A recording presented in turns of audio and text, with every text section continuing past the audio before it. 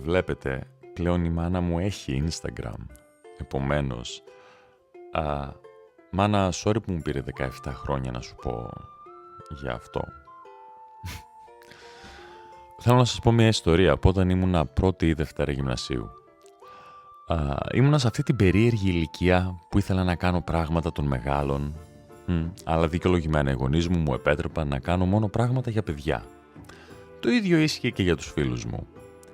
Έτσι, ένα τυχαίο καλοκαιρινό απόγευμα, πήρα ένα ζευγάρι καλά ρούχα και τα έκρυψα στην αποθήκη. Είπα στη μαμά μου ότι πάω να παίξω με τα παιδιά στο πάρκο. Βγήκα με τα παιδικά μου ρούχα, πήγα στην αποθήκη, άλλαξα, πήρα το λεωφορείο και πήγα μόνος μου στο Λούνα Πάρκ.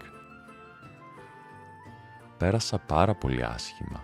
Όχι μόνο επειδή ένιωθα τύψεις για τα ψέματα που είπα, αλλά κυρίως επειδή το να έχεις ένα ολόκληρο Λούνα Πάρκ, ακόμα και σαν 13χρονο, έχει μικρή αξία αν δεν έχεις ανθρώπους για να το μοιραστείς μαζί τους. Εκείνο το βράδυ γύρισα στην επανομή, βρήκα τους φίλους μου, καθίσαμε στο πάρκο και δεν κάναμε τίποτα και μιλούσαμε για 1-2 ώρες μέχρι να πάμε σπίτι.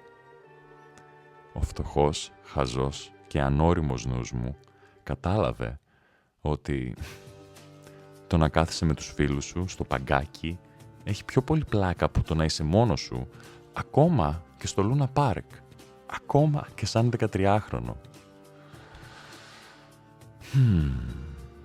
Τώρα, ίσως καταλαβαίνετε γιατί έχω κάνει αυτές τις επαγγελματικές επιλογές και έχω αυτές τις προτεραιότητες στη ζωή μου. Σήμερα η κατάσταση είναι κάπως έτσι. Για εμένα, αλλά και για όλους εσάς. 4 ημέρες απομένουν στον ελληνικό στρατό για εμένα. Λίγες εβδομάδες, μήνες ή χρόνια απομένουν σε αυτή την πόλη για εμένα.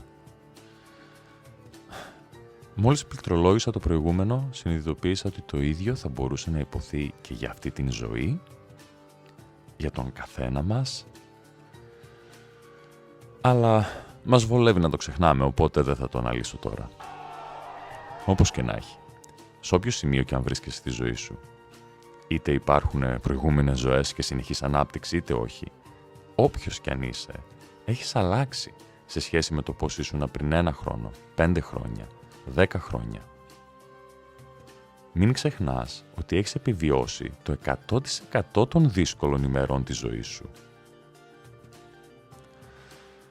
Δεν χρειάζεται να φτάσεις κάπου αλλού για να είσαι ευτυχισμένος, αν και καταλαβαίνω, δεν είμαστε Σαολίν μοναχοί.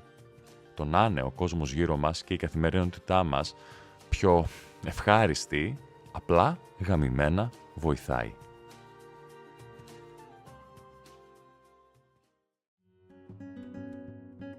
Και κάπως έτσι ολοκληρώνεται αυτή η ιστορία, αυτή τη φορά χωρίς εμένα να προσπαθώ να υποδηθώ τον έσωπο στο τέλος της.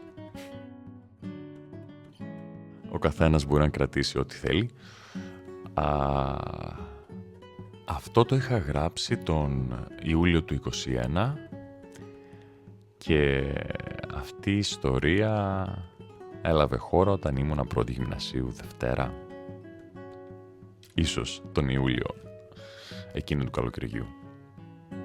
Όπως και να έχει. Όποιος και να είσαι.